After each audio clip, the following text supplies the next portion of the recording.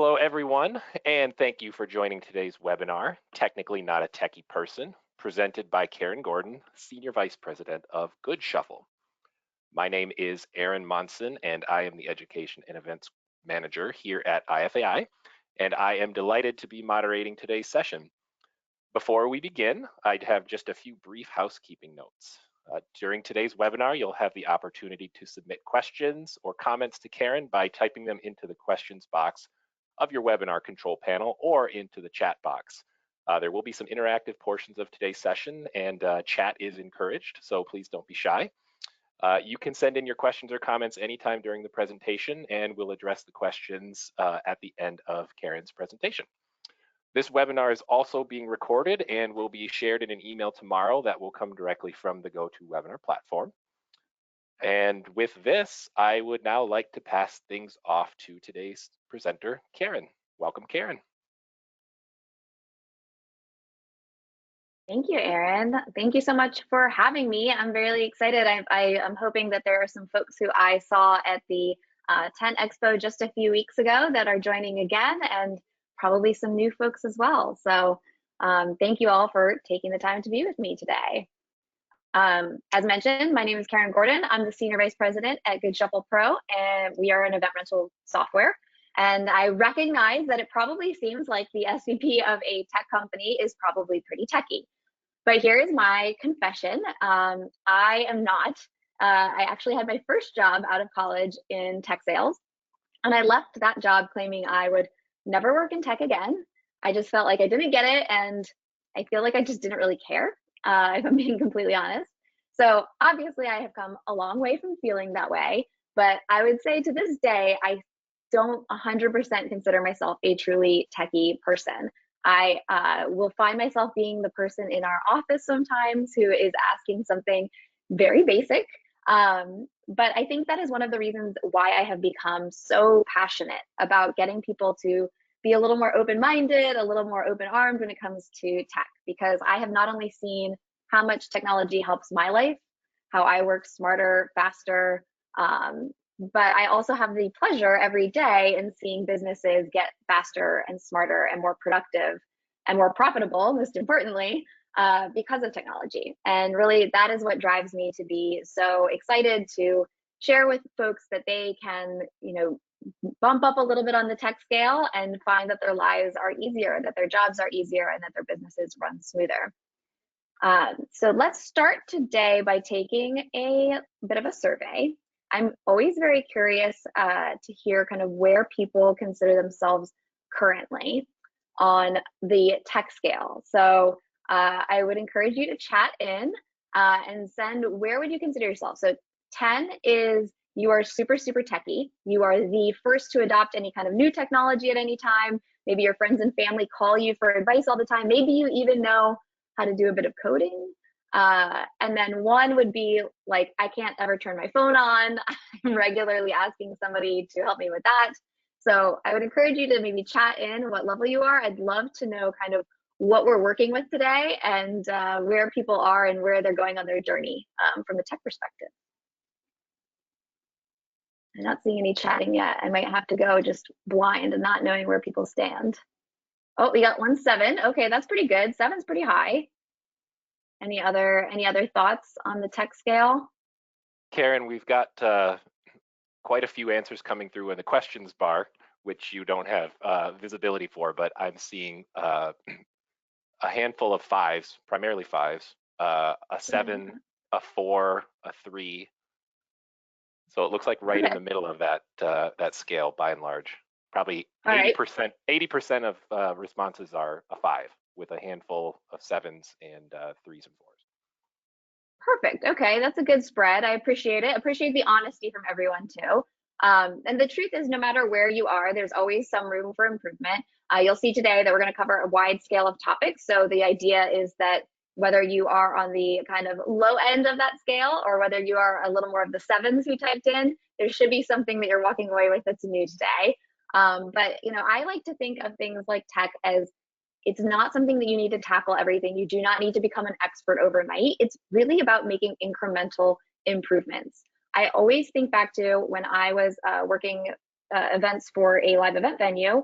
We did a partnership one time with this nonprofit, and their whole goal was to get people eating healthier, or being healthier, I guess.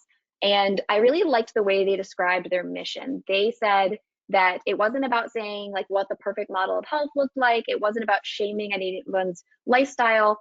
They said, you know, if you eat McDonald's and fast food every single day, our goal is to get you to try and scale back to maybe every other day or once a week. If you are like crazy health nut and you work out all the time, we might say, hey, have you considered trying a plant-based diet? And so I just like that sort of mentality. And I think about that a lot to this day in just anything I do. It can be very overwhelming to think about, you know, really trying to learn something as big as the topic as tech, but to just say, what can I do to get a little bit better, to learn a few more things about my computer that might make me a little bit faster. Because really that's what technology is all about. It's supposed to be making your life easier. It shouldn't feel like a chore. It should feel like something that is exciting, because a small change can make your life that much better and that much easier.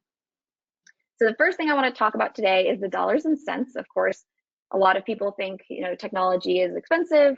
Most of what I'm going to talk about today is actually free. So things you can do to actually just improve your navigating technology, there's no cost to that. But I'm going to start with 3 places where I think your money is well spent. And no, I'm not going to talk about my company at all. We're going to talk about 3 basic things you can pick up that are going to, again, make your life easier, money well spent when it comes to technology. The first one is a password manager. One of the, I don't know if people, I don't know if we have a hand raising feature. I was hoping we had a hand raising feature. I don't see one.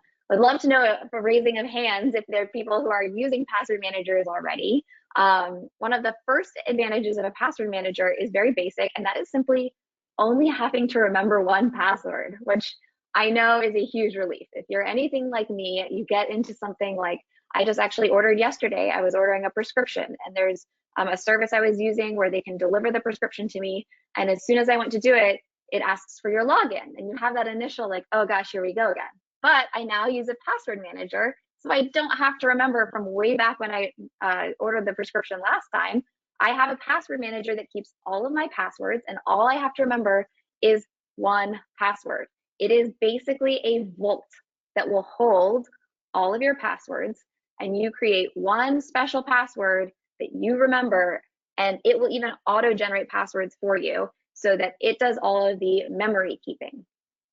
Now, the reason that this is the #1 thing I am kicking out right out of the gate, probably if I could have you walk away with one thing today, it would be this. This is a big issue for security. This is why people end up being vulnerable to hackers and, you know, the scary stories we all hear. Because if you use the same password for multiple things, which understandably a lot of us end up doing because it's impossible to remember 70 million passwords, that is setting yourself up to be hacked, because all it takes is one of the platforms that you use that's less vulnerable, maybe an online recipe site or your Pinterest, and you think, oh, whatever, I don't need a secure password. And someone is able to penetrate one of these sites, and then they immediately use variations of that password for things like your bank, which is really scary, right? Another thing people do a lot that is something that drives me a little bit nuts, admittedly, is we hear about people sharing passwords. Sharing passwords is the equivalent of getting this awesome home security system and then handing out the code to everyone, or, you know, getting a hidden key rock and putting it right outside next to your, you know, little home security sign. You know, you wouldn't do that. The goal is to get an alarm system, to get an advanced protection system where the password is kept safe. So a password manager is going to be the way that you can have different passwords across the board. They can be these complicated things that aren't, you know, the name of your dog and the name of your spouse, and you don't have to memorize them. You have to memorize one password. And these are cheap. To make it even better, they're really cheap. So a couple of brands to look at would be 1Password is the one that we use here for Good Shuffle. Internally, you can have these different bolts you can share across teams too. So if you did have some passwords that you do want to share with your spouse, rather than writing it down next to the TV, you can just have them have access to the Netflix password through your vault in 1Password. I also like LastPass. There's one called Keeper. So check them all out. I don't have any personal allegiance to one brand, but I can tell you that the range we're talking here is like $3 to $5, $8 if you want the shared vault features. So very inexpensive monthly cost to protect yourself. And the last thing you want is to say, oh my gosh, some horrible thing happened. If I'd only spent $3 a month to protect myself with this very basic tool. Really, really, really low cost way to protect yourself. You'll also notice real quick on the corner of the screen here, I have a URL showing pro.goodshuffle.com/IFAI. I'm going to cover a lot today. I don't expect you to memorize it all. Things like lists of password managers, things like some of the keyboard shortcuts we're going to talk about. You'll have access to all of that information if you go to that website. So if you wanted to go ahead and bookmark that, you can do that as well. Okay, so this was the first of the 3 things to spend money on. The second is one I also feel quite personally passionate about. It is an extra monitor. And so this is another thing where each person can level up. The last time I did this talk, I was actually quite impressed. I took a survey and a decent number of people in the crowd had already had one other monitor in addition to their laptop or their desktop. I personally have 2 others, and we require everyone at our company to have 2 others because how much of a difference each monitor makes. But at the bare minimum, I'm begging, if you don't have a second monitor outside of your computer screen, please, this is a big one for me. Think about things you might be doing, which would be a sign that you need another monitor. So, do you ever print something, set it down, and then look at it while typing on the computer? Or do you ever open up Google Maps and then go back to a software program and then open up again and go back and forth? These are things you got to stop doing. And I say that with love. These are the things that getting another monitor is going to make easier for you, because you can look at 2 things at once.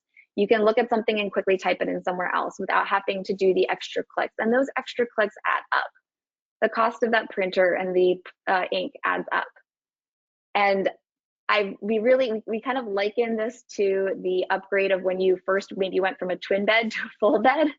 And then maybe if you've been lucky to go from a full bed to a queen or a king even, and you look back and you say, how did I ever sleep in a twin bed? How did I ever sleep in that smaller bed? My life is so much better now with this larger space to spread out on.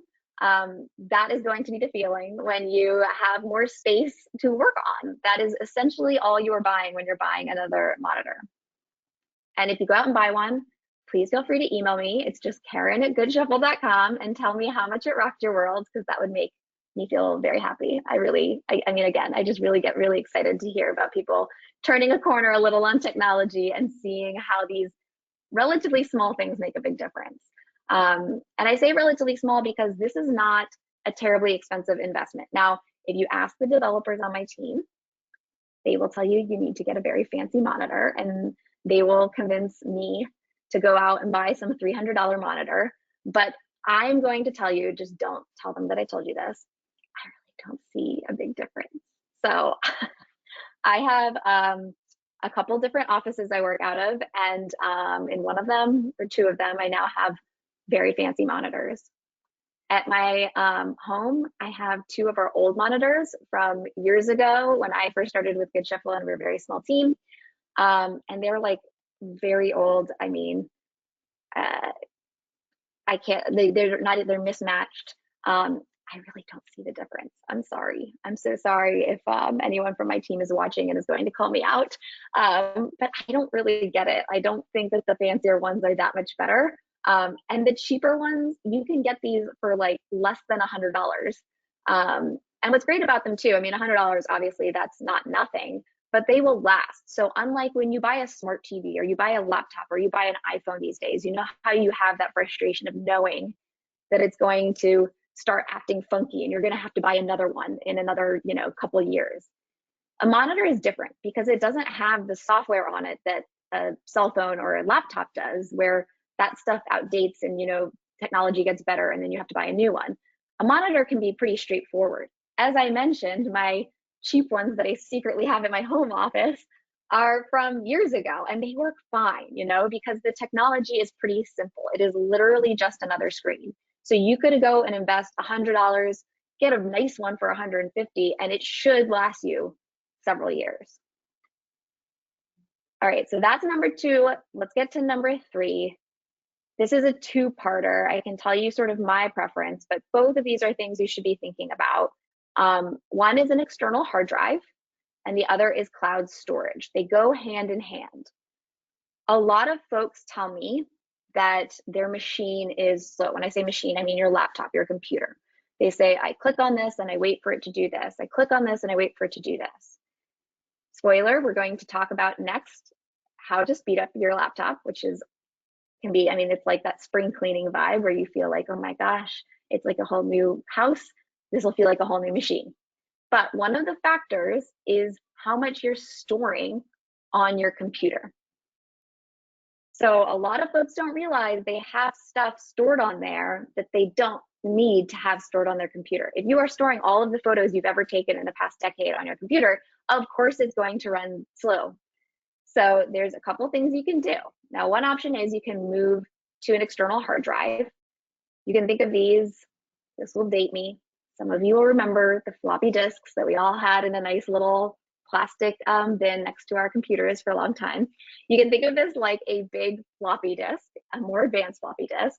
And if you want to have a drive that has everything stored on it, it's external from your laptop. You can also rest easy knowing that you have things backed up. It's a great investment, and depending on how fancy you want it to be, you can get them for anywhere from like $50 to over $300 would be one that I can't imagine anyone would need. Like that is a level of storage that you shouldn't need. I think most people can get between that range and have something very powerful that stores a ton of data. Even better, and arguably something you should also be doing, is moving things to cloud storage. Most of what we do nowadays is cloud-based, and cloud-based I think sounds like something confusing to some folks because what's in the cloud, right? That sounds just totally like made up. But basically, software is cloud-based these days. Your email is cloud-based. It just means it's stored on the internet. It's stored by data servers that are somewhere else outside of your physical presence. So most of us are now doing our taxes via the cloud. Most of us are doing banking online. And some people used to think that this was a security risk. But I have good news for you. It's actually the opposite. Think about it this way. Now your data is in a server that is managed by a team of security professionals, people who have studied all of the data risks, are the top in their game in figuring out how to store your information. It used to be that you were storing all of that on your own servers, and those are managed by you.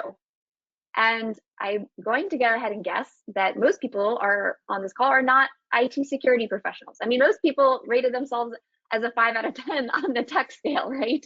So myself fully included in this, I don't trust myself to know everything there is to know about cybersecurity. So by subscribing to something like a Google platform that is meant to have stored, I'm paying, I think, $1.99 a month to have a team of Google security professionals. It's sort of like having a team of, almost armed guards around your data. So that is a much better way to have something protected versus having myself stand there and protect it and have no idea how to defend it. So you want to make sure you find trusted providers, of course, for storing your data. And I would, again, recommend some of the big ones. Like you can get a boatload of storage for $2 a month from like a Google. But on top of it, if you want to have certain things that you'd rather not have in there or that you'd really rather have physically in front of you, an example might be like tax documents. I know plenty of folks who use the Google photo option for their photos of their kids and all these things, which of course are super important, but they feel a little bit funky about having their tax documents there, so they might choose to use the external hard drive for that. I always feel more secure when I have it in workplaces, so I end up using both. But again, very inexpensive, very easy ways to invest in your technology, and you're getting a professional security guard essentially for this low cost per month. Okay, so those were the 3 places for us to spend some money: password manager, storage, and monitor. You can accomplish all of those for very, very low cost. Now I want to talk a bit about speeding up your machine, because even if you have the best laptop, it's not going to be the best laptop if it's moving very slow. And I think one of the reasons people get frustrated with their technology and get frustrated with technology in general is because it's moving slower than it should. And as I said in the beginning of this, one of the things that has made me obsessed with technology is that it makes me move faster, and I'm an impatient person. And it makes me move smarter, and it makes me more efficient, and I like my output with technology, which is why I've started to fall in love with technology over the years. So I understand why some people haven't fallen in love with it yet when it's not speeding them up because it's slow. So the first thing you can do about this is simply create space on your machine. Again, I mean your laptop, your computer. We already mentioned that you want to move your files to the cloud, or an external hard drive, because you want to free up space. You don't want your laptop constantly having to process things that are like photos from 20 years ago that you don't immediately need access to. But another thing that you should be checking is how much you have running. So here's a did you know that the last time I gave this talk, I will say, I think a lot of people confessed to me afterwards that they did not know. Anything that you have on your desktop, meaning your screen when you open your computer thinks that that is actively running. So if somebody shares their screen with someone from our team to show them something, and we see that their entire desktop is like wallpapered, it looks like, a child's bedroom where you're like, oh my God, clean up your toys. It makes us cringe because we know that that is slowing down their computer, because their computer thinks these are all the things you're going to be using actively. So you should try to move those out. If you have screenshots from, 3 weeks ago, move them to the trash. Try and at the very least move them into folders. Even then, again, this is what the iCloud is for. I just gave a friend of mine who's only 6 years older than me, but I was poking her and giving her a little grief on this. I said, why don't you have these in Google Drive folders? And she got a little defensive and then confessed that she hadn't thought of that. I said, look, this is what I'm saying. It's going to make your computer faster. It's going to make you 10 times happier with your life. Now, for those of you who say, I do that, Karen, I've got it. I put them in the trash. I do that it's just like I do my cleaning up of the Legos at home or whatever it may be. I also clean things and put them in the trash. My next question would be, do you take the trash out? Because if you have it sitting in trash, it is still active on your computer. So things like screenshots, things that you're never going to use again, you don't have to worry about storing them. Don't just drag them in the trash. Make sure you click that empty button at the top of your trash to delete it fully. The other thing that can be slowing down your computer, and this is where I am guilty big time, having a lot of tabs open. As I mentioned, I am now the queen of all of the monitors, and any given day, can have 20 tabs open on each monitor. Not great for speed of a machine. One of the things you can do to help with that, though, is you can get a plugin. We use one here called the Great Discarder.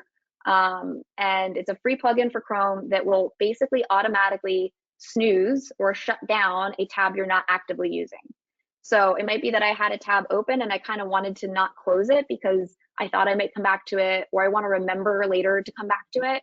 But if I'm not actively using it and you can do this as a setting, half an hour, it can then snooze it. So again, your computer's not wasting its energy essentially on something that you don't need. So these are the ways you create space. We're going to move things off of the laptop. We're going to move it off of the desktop. We're going to empty our trash. The other thing you want to do outside of creating space, and I like that I have these little Zen self-care slides here. Hopefully these images help you understand making your laptop feel Zen, is we want to show our tech some love. Getting mad at it and clicking at it, which is what my grandmother does, it doesn't work, right? Like we can't just click at it and hope it gets better. We actually want to do the opposite. We want to show a little bit of love. And one of the ways you can show some love, this is also good for our self-care, one I have to remind myself of as well, is let your laptop sleep. Closing it doesn't count. You need to fully restart it. You need a full shutdown sometimes. Um, I feel as though some of the people at the IFAI 10 Expo I went to, we were making some jokes about not getting great night's sleep when we were staying up late, maybe having a couple beers. And so I would say that's sort of similar to when you just close your laptop. That's not a full night's sleep, you know. It's resting a little bit. It's not that true good night's sleep we all need to get to fully recharge. So go ahead, give it the full reboot, and know that, you know, it may take another extra minute to start in the morning when you're ready to go, but you can go ahead and boot it up, pour yourself some coffee, and it'll be good as new when you come back to your desk in the morning. Also, just like we need to sleep, we need to breathe. Computers need to sleep, and they actually also need to breathe. Now, I said I would only cover 3 things that cost money, but I'm going to add one more in. It's only 99 cents, though, I promise. And I remember the first time I learned about compressed air, I was at a Best Buy. I was probably in elementary school, and I was walking to the checkout with my mom, and I saw canned air, and I thought that was a joke, like a gag gift. I said to my mom, why would somebody pay money for air? It's free. I'm breathing it right now. Which sounds like a silly gag, but I was just genuinely confused why anyone would pay money on air. The reason is because it's compressed air and you can actually blow it on your computer, which is why they were selling it at Best Buy. And the reason for it is that dust can actually get trapped in your computer, just like little bits of food or dust from the air, or just, you know, general dust and dirt that we know exists in our homes and in our offices. It can get trapped under your keyboard, and it can actually trap heat from the processors. And then that's what's making your computer's fans run like crazy. So if you ever hear like, oh my gosh, you can feel it sometimes, your laptop gets hot or it's making these kind of crazy whirring noises, that's the fans going, oh my gosh, the computer's overheating. We've got to cool it off. And it can actually cook your machine. And at the very least, it can slow everything down. So compressed air, not a practical joke, worth the 99 cents, and a very easy way to show your computer some love. So now we've got the machine running faster. We've created that space. We've shown the computer some love. Let's talk about how we can get ourselves moving faster. Frustration with tech, again, often comes from your machine running slow, or maybe you're moving slow. And these are things that we can fix. I started this off saying everyone just needs to level up a little bit. So if you don't use any keyboard shortcuts, I'm going to show you a bunch and you're going to say, oh my gosh, I'm never going to learn those. That's fine. You don't have to learn every single one. I can tell you some of my favorites. If you're someone who does keyboard shortcuts, some of the most common ones are copy and paste. Those are very, you know, common ones that people use in their day-to-day life. I would encourage you to say, well, I'm going to at least learn 2 more of these shortcuts. And as I mentioned, we have this website set up where there's going to be all of the data I covered today. One of the things we also have is a printout that you can print out that, I mean, obviously that's why it's called a printout. I'm not a big fan of printing in general, but I will say a great way to learn something like that is just printing out the whole list. Put it up on the wall right next to your desk. And then just take a little look at it, kind of look back and forth, and kind of make yourself go ahead and use some of these keyboard shortcuts. And you will find that the 3rd time you do it, you don't have to look. 4th time you do it, you don't have to look. You will be noticing over time that these speed you up. One of the ways to think about this, I would encourage you all to close your eyes, although I cannot see you. Try to imagine a place that you drive regularly. So whether that's your grocery store, your in-laws' house, maybe someplace you go every weekend, someplace that you could drive in your sleep. Not that I would encourage you to do that. If you were to think about getting there, you wouldn't even think about the street names, right? Like you might even have a hard time telling me, oh, hey, Karen, you're going to take a right on this road or a left on this road. You just get there in your brain. So if I were to tell you, okay, I have a way that you will get there, but you're going to get there 4 times as fast. The first few times, though, you're going to have to look at a map or you're going to have to listen to a GPS. You'd probably do that, right? Even though the convenience is obviously, but I know how to get there this way. If I could truly make it 4 times faster, if I could make it so that you are get in your car and you are at the grocery store or at the in-laws or wherever, you would go ahead and say, I'll take the listening to the GPS the first few times so I can learn this amazing trick. So that's all I'm asking, is I know that those first few times having to look at something, it doesn't feel like a shortcut. This isn't a shortcut. I know the other way to do it. I know how to highlight and right click and click copy and then highlight, click paste. So it feels easier. But by going through a little bit of that learning point, that pain point of learning something new, they are called shortcuts for a reason. The tiny little bits of time that you save overall end up making everything faster. It turns into hours of your life, and we can't manufacture more hours of our life, but we can do this. It's the best way to do that, to get yourself the gift of time. So here are some of the more popular ones, things like copy and paste. Now, it is worth noting, I have these up here because I am a Mac user. So they are command. On a PC, it should be the same for all of them. It's just control instead of command. So you can, again, follow this QR code or the URL I have to see a full guide, and just commit. My suggestion would be commit to doing it for 2 weeks.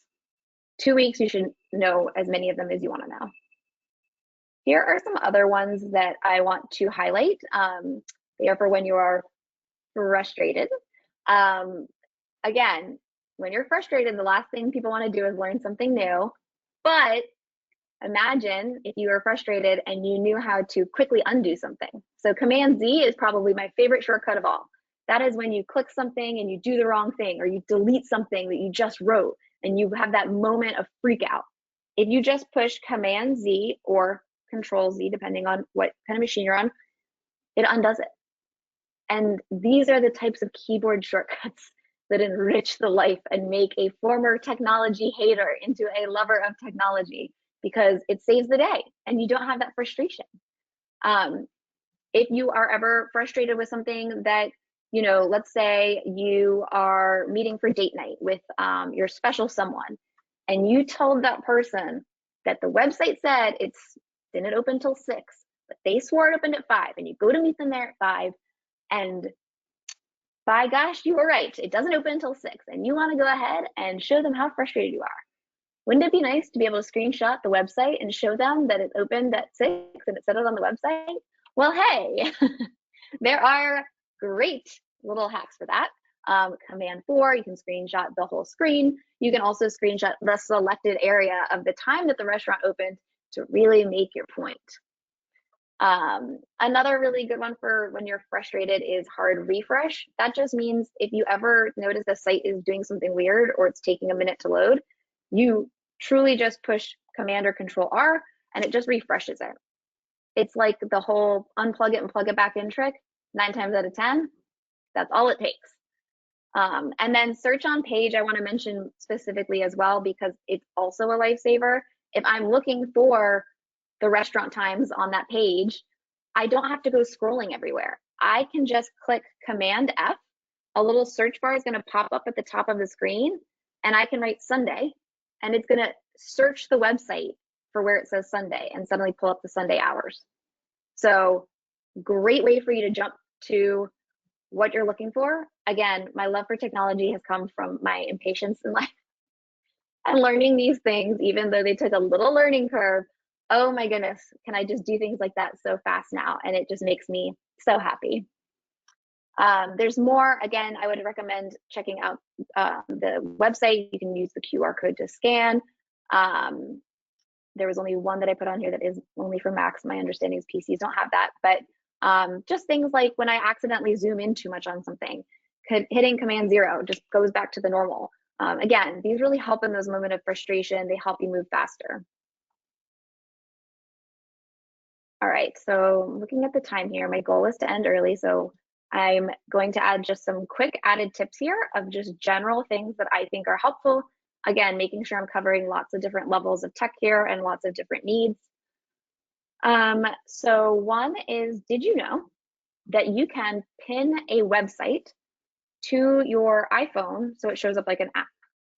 So this is very useful if you constantly go to the same website.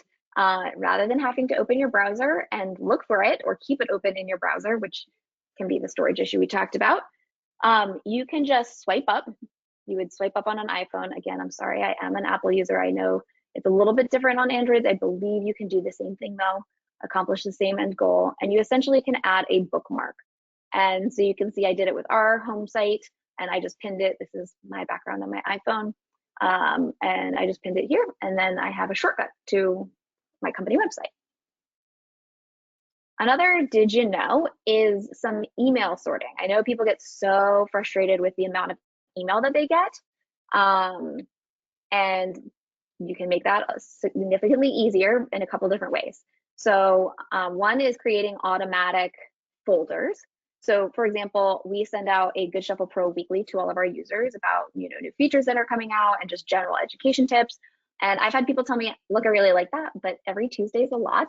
And so I've told them, look, what if you do this? We put the same subject line in the beginning on purpose so that you can create a label and have it auto filter to its own folder. That means it is not going to get there and bug you, but when you have, an afternoon where you're sitting at the airport or you are just kind of like winding down at night and, wanting to read something, you could just go into that folder and then just kind of scroll through all of them and read them all at once. It's an easy way for you to just put them all to its own area, read it when you're waiting at the doctor's office or whatever. Another fun trick is you can create, for most emails, apparently this doesn't work on Yahoo emails, just as a heads up. For most emails, definitely on Gmail, you can add plus to the end of whatever your email is. So my email is Karen@goodshuffle.com. I could add plus promos or plus kids and then create a rule to auto filter those things. So something you could do is if you're signing up with something and you're putting your email in because you want to sign up to win a free car, but you know that that's going to end up in a bunch of junk mail from the car company, you could put your email plus junk and have those automatically filtered to spam so that they're not driving you so insane. So you're not spending time going through all that junk mail. Don't recommend doing that with your kids' emails, but the example there might be that I know a lot of people, I had dinner last night with friends who were saying that they get so many emails from their kids' teachers. They said, we only have 2 kids, but you wouldn't believe the volume we get on that front. So, I have to ask, are you maybe putting them into automatic folders, automatic labels? Again, just so that when you can maybe create the time, like, hey, when I'm home from work or after I put the kids to bed is when I go through all of their stuff. It'll be nice, neat, and organized for you rather than feeling like this constant stress of your email box building up. And then my final little fun fact, tip, trick is just that your setup really matters. If you have a laptop without the monitors we talked about, sitting on your desk and you're constantly printing things out, a lot of things that are, now pet peeves of mine, they're probably things that are making you dislike tech even more if you're someone who doesn't like it or getting in the way of you having a seamless experience with your tech. So I'm going to call out a few specific things. This is my home office. Those are the cheap monitors I told you that they don't know that I still use. You can see they're mismatched. They work just fine. So this is my home office, and I'm going to call out a couple of things that I find extremely helpful. One, I have this charger that I can lay things down on. So I use 2 different sets of AirPods because I'm on calls a lot during the day. So I have my old AirPods, and then when I upgraded to the new Pro ones, and then what's been really nice is that I don't have to plug them into anything. So it's just that one extra step in the day, but you just set them down on something and they're always one that's charged, which is super helpful. It's kind of tough to see because I have some glasses on top of them, but this is like one of those like $5 stands you pick up in a checkout line at some gifty place. But I find it really helpful because it makes it easier for me to glance down at my iPhone while I'm like doing something on the computer. So I can quickly see, is this like a work call that's coming in or is it just somebody Instagram going off or something like that? I've just found that was worth the $5.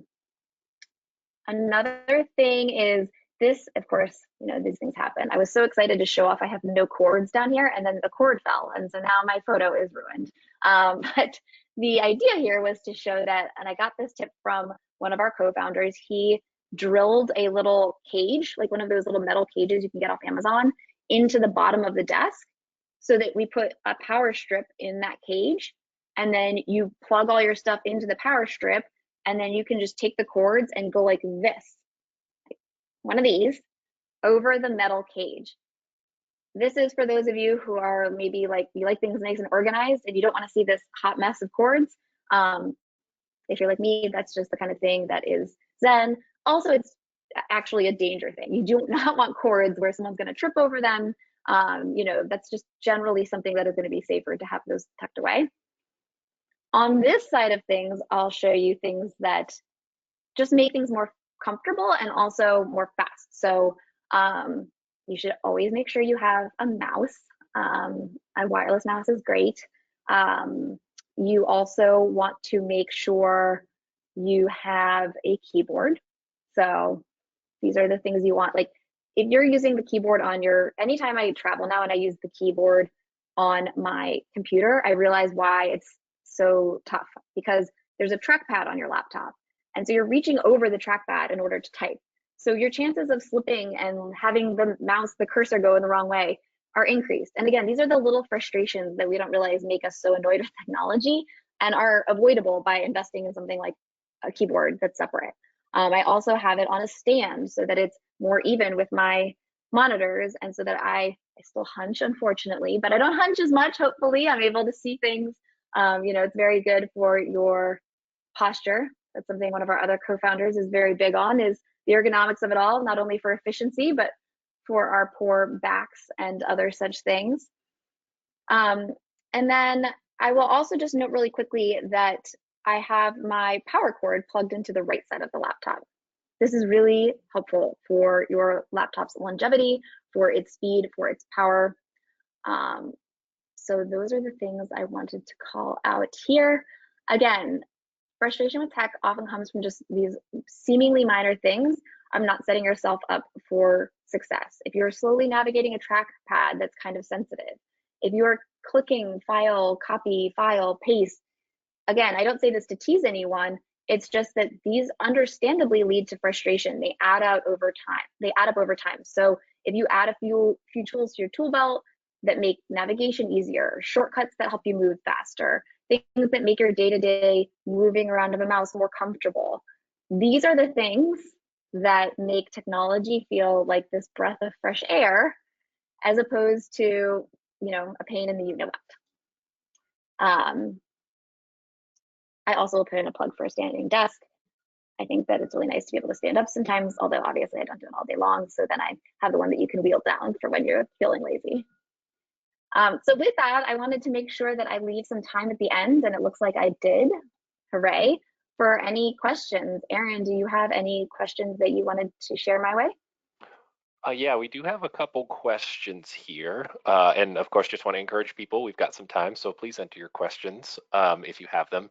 So our first question is from Celeste. And Celeste's question is an Apple wireless keyboard compatible with a non-Apple laptop? Oh, what a great question. I don't even know if I know the answer to that because I've been using Apple products for so long. I would kind of be surprised because Apple is so ridiculous with that stuff. But that is something that I can definitely take a look at for her. Okay, well, we can certainly maybe share Celeste's contact information and carry on that question if you want to look into it. We have an additional question from Maria, and Maria's question is, how is the laptop longevity increased by having the power cord on the right-hand side? Oh, this is a weird thing. I can send you an article on it. It's built to be that way, and they just don't do anything to explain why. And so when you do it on the left side, it does technically work, but it has something to do with, I think, the way that it's built in the processors. Again, I'm technically not a very techy person, but I didn't believe, and I fought on this because of the way I had my old setup. And quick Google search will show you that this has been proven time and time again. And when I made the switch, I saw the difference and felt very foolish that I tried to get in an argument with a developer on this. Okay, an additional question is on the topic of external hard drives. Should I get a solid state hard drive? Are they safer or more reliable since they're so much more expensive? Solid state. I'm gonna start taking notes on these. You're asking me a lot of pieces of solid state. I'm not an expert on external hard drives, so I would not want to promote something that I don't know a ton about. I believe that's a Samsung product, if I'm remembering correctly. I don't know if that brand is any better. I mean, certainly there's something to be said for a more reputable brand when you're buying something like that. In my experience, the things that people most commonly make a mistake of when it comes to external hard drives is just not knowing how much they need. So some people buy, they go either one way or the other. They either buy way more space than you're ever going to need. And so I would encourage you to just like carve out the 5 minutes to look up realistically how much space do I need. There's a few sites that talk about like, are you a photographer? Like if you're not a professional photographer, you do not need to have storage for a million photos, or you're just spending money on space that's never going to be used. Or people go the opposite route. They see that they can get an external hard drive that is, bottom of the line in terms of price, and then they end up running out of the space, and then you've kind of defeated the purpose. I personally would worry less about the name brand because they all essentially are going to do the same thing. Just making sure that it's something that you know how to work, that it has a decent enough rating online, and that it has the right amount of space are the three things that I've always gone for. So I can't speak to the solid state ones in particular. Okay. Additional question here, and actually this question is from David Benner. And David, if you don't mind, if you could maybe clarify your question a little bit. It looks like David is asking about the difference between laptops and tablet types, and specifically calling out the I think it's the Microsoft Surface. Um, okay, thank you, David. His question is, do you recommend these types of laptops and tablets, such as the Surface? So again, I'm a little bit cautious just about overstating my knowledge on specific brands. I tend to think that people are overly using tablets as computers. So tablets can be great for specific types of things. So for example, a lot of the time rental companies we work with, they are having tablets for the guys in the warehouse to check things off on the software, to make things, check things around. It's built very much to be tablet friendly. But when it comes to if you're somebody who's typing a lot, even though they have those keyboards that go with them, they're not designed like the design towards a laptop is a secondary function, right? Like if you think about the people designing those, they're designing them to be used more for readers, for watching Netflix, for things like that. So the day-to-day functioning as a laptop for a lot of tablets is kind of an afterthought or a secondary thing they design. So I find that those functions are not as good on them. We use some of those for our trade shows, for example. When we were at the IFAI 10 Expo, we bring tablets to show that you can very much use the software on a tablet, which is great. My personal thought is because I'm on a computer all day, I want every part of my experience to feel like it's built to be on a computer. So when I've then switched to a tablet, I find little things on some websites are not really designed for the tablet, or it gets confused if it's supposed to be a mobile version of the website or if it's supposed to be the laptop version, which obviously are different. So I have a tablet. I love a tablet. I think it's great for certain things. Would I use it in replacement of a laptop? I personally would not. But it's just because, again, my preference of I get a little frustrated sometimes when it like a website comes up and it's the mobile version of it, and I'm like, no, I'm wanting to be on the laptop. Okay, and then we have an additional, I guess, kind of follow-up comment slash question here from Michael. He says, I'm not a fan of Google and use a Microsoft Surface Pro, and I have an Apple iPhone. I struggle with storing files or switching back and forth. Any suggestions? So you can use a cloud storage. A lot of people assume with Apple that you have to use iCloud. You can. First of all, you can access iCloud from a non-Mac tablet or device or computer. So you could use the iCloud for your storage and be able to access that either way. You can use Google for your storage. You can use like I use Google Photos, but then I use iCloud for other things, which is again personal preference. I am not endorsing any of these products. I like that Google Photos has some pretty cool features in terms of auto sorting your photos and knowing things like people and locations. Some people find that creepy.